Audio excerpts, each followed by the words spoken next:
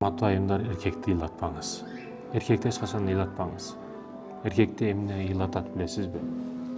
Да сиз ойлошуңуз мүмкүн, кем продукта, кем кийим, эл сыяктуу жашатпай атат деп ар кандай себептер менен өзүңүздү өзүңүз оотуп, кээде кыйналып, чындап кыйналып, жүрөгүңүз сыздап ыйлашыңыз мүмкүн. Көп себептерди ойлоп тауып, кээде эмнеге ыйлап атканыңызды өзүңүз дагы түшүнбөй ыйлашыңыз мүмкүн айымдардын көбү.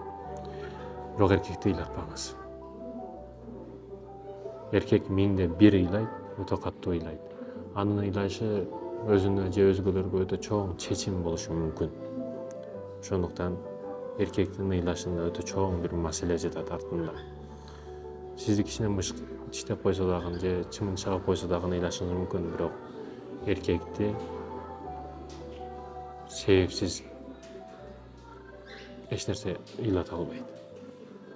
Ыйлатпаңыз. Эриңизди ыйлатпаңыз. Апа болсоңуз балаңызды ыйлатпаңыз.